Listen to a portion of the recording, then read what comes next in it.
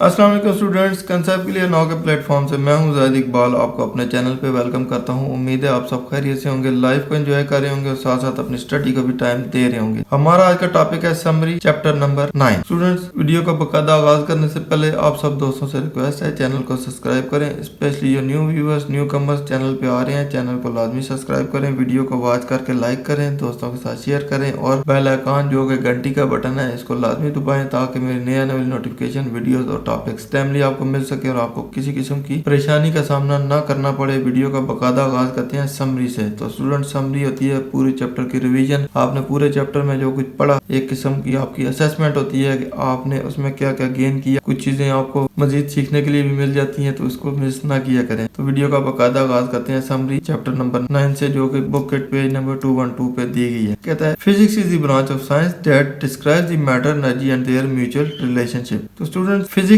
Science की ऐसी branch है जो कि मैटर को, मादे को पढ़ती है। मैटर में कौन कौन सी चीजें आती हैं? सॉलिड, लिक्विड और गैस। तो स्टूडेंट, जब सॉलिड, लिक्विड, गैस की बात होगी तो पूरी यूनिवर्स ही उसमें आ जाती है, पूरी वर्ल्ड आ जाती है। इसमें ये तीनों चीजें ही पाई जाती हैं। चौथा होता है प्लाज्मा। तो स्टूडेंट, इन चीजों के साथ एनर्जी जो रिलेट होगी उसको पढ़ेंगे। मिसाल के तौर पे आप कोई काम करते हैं, वर्क डन, जब किसी भी चीज के ऊपर आप फोर्स लगाएंगे और उसको आगे थोड़ा सा डिस्प्लेसमेंट भी करेंगे। एक मैटर को आपने डिस्प्लेसमेंट कर दी, इट मीन कि उसमें एनर्जी भी इन्वॉल्व होगी। जब ये दोनों चीजें इन्वॉल्व होंगी तो वर्क बन जाएगा। जब उसको रोकेंगे, कोई भी काम करेंगे, उसमें फिजिक्स इन्वॉल्व होगी। एंड देयर म्यूचुअल रिलेशनशिप, और उनका आपस का जो रिलेशनशिप होगा उसको भी डिस्क्राइब करेंगे कि जब आप काम करते हैं तो एक चीज को डिस्प्लेस करते हैं, एक जगह से दूसरी जगह करते हैं तो वर्क डन हो जाता है। तो इसमें मटेरियल भी इन्वॉल्व हो गया, आपकी एनर्जी भी इन्वॉल्व होगी और उनकी आपस में इंटरेक्शन भी होगी, म्यूचुअल रिलेशनशिप भी हो गया। तो ये फिजिक्स बन गई। नेक्स्ट है hypothesis is the tentative assumption or explanation made before any research that can be verified by further investigation। तो स्टूडेंट्स, हाइपोथेसिस जिसको कहते हैं उर्दू में मफरूजा।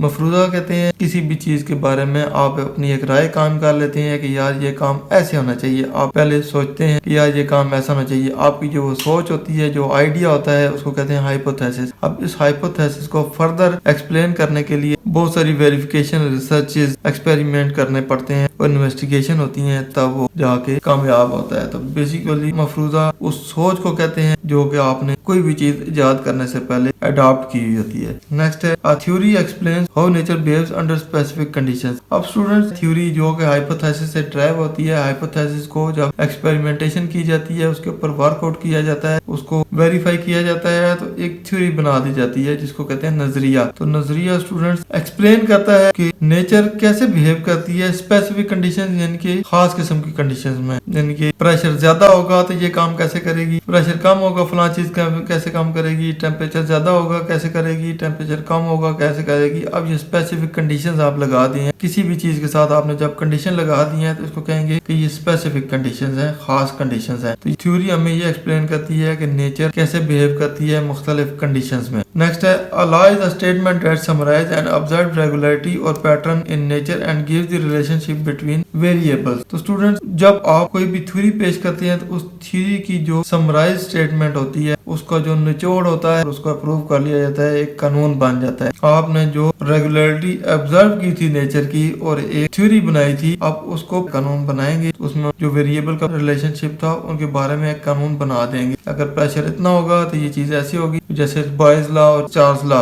अब उनको पढ़ें तो आपको पता चलेगा कि वेरिएबल क्या होता है, कि एक चीज टेम्परेचर के साथ डायरेक्टली प्रोपोर्शनल हो रही है और दूसरी प्रेशर के साथ इनवर्सली प्रोपोर्शनल हो रही है। इट मींस कि ये वेरिएबल्स हैं, इनका आपस में इंटरेक्शन हो रहा है। अब इसमें एक लॉ बन गया है कि ये डायरेक्टली प्रोपोर्शनल होगी या इनवर्सली प्रोपोर्शनल होगी। नेक्स्ट है technology is tools including method that assist people in accomplishing task. तो स्टूडेंट, टेक्नोलॉजी वो हथियार है जिसमें आप वो मेथड शामिल करते हैं जो कि किसी भी टास्क को अकम्प्लिश करने में, पूरा करने में मदद देते हैं। तो ये टूल्स कौन से होते हैं स्टूडेंट्स? ये टूल्स वो होते हैं जो आप थ्योरीज और लॉ बना चुके होते हैं, पहले साइंटिफिक नॉलेज यूज कर रहे होते हैं एज अ टूल, और आप टेक्नोलॉजी को एडवांस कर रहे होते हैं। आप किसी भी टास्क को पूरा करने के लिए टेक्नोलॉजी बनाते हैं और उस टेक्नोलॉजी को प्रैक्टिकल फॉर्म में लाने के लिए तैयार करते हैं। नेक्स्ट है engineering in the process of studying and developing our technology. तो स्टूडेंट्स, इंजीनियरिंग वो प्रोसेस है जिसमें टेक्नोलॉजी को पढ़ने के बाद आप उसके ऊपर वर्कआउट करते हैं और उसको प्रैक्टिकल फॉर्म में लेके आते हैं। इसकी मिसाल ऐसे देता हूँ, लेट्स सपोज बिरयानी जब फर्स्ट टाइम बनी तो एक बंदे ने हाइपोथेसिस दिया कि चावलों में अगर गोश्त भी डाल दिया जाए, मसाले भी डाल दिए जाए और ये बड़ा लजीज किस्म का एक खाना बन जाएगा। ये हाइपोथेसिस उसने दिया। उस हाइपोथेसिस के ऊपर उसने वर्कआउट किया, एक्सपेरिमेंटेशन की, बहुत ज्यादा तजर्बात किए, फिर उसने एक थ्योरी पेश कर दी। चावलों में गोश्त भी डालें, मसाले भी डालें और इसका ये प्रोसेस करें, इस तरीके से ये कुक करें और आपको बहुत लजीज किस्म का खाना मिलेगा। अब इसको वेरीफाई किया गया। वेरीफाई करने के बाद इसको अप्रूव कर लिया गया कि यार ये तो बड़े मजे की डिश है, ये होनी चाहिए। इसको लागू कर दिया, उसके कोई कानून बना दिए, इसमें चावलों की इतनी तादाद डालेंगे, गोश्त की इतनी डालेंगे, मसाला इतना डालेंगे, चावल पहले डालेंगे या दम कैसे लगाएंगे, एक रेसिपी बना दी। जब रेसिपी आपको मिल गई, इट मीन कि आपने किसी से टेक्नोलॉजी हासिल कर ली। अब आपने वो बनाना सीख लिया, किचन में जाएंगे, प्याज भी काटेंगे, टमाटर भी काटेंगे, हांडी बनाएंगे। इट मीन्स कि आप इंजीनियरिंग कर रहे हैं, आप मटेरियल साइंस को भी यूज कर रहे हैं, स्ट्रक्चरल मैकेनिक्स को भी यूज कर रहे हैं। इन सब को मिला के आप बिरयानी बना रहे हैं। तो स्टूडेंट्स ये होगी इंजीनियरिंग। तो स्टूडेंट्स ये था हमारा आज का टॉपिक। उम्मीद है आपके सारे कंसेप्ट क्लियर हो गए होंगे, बहुत कुछ सीखने को मिला होगा। वीडियो पसंद आए इसको लाइक दोस्तों के साथ शेयर करें और जाहिद इकबाल को दुआ में याद रखें। इंशाल्लाह नेक्स्ट इन्फॉर्मेटिव वीडियो के साथ जल्दी आपकी खिदमत में हाजिर होऊंगा। तब तक इजाजत दीजिए। अल्लाह हाफिज।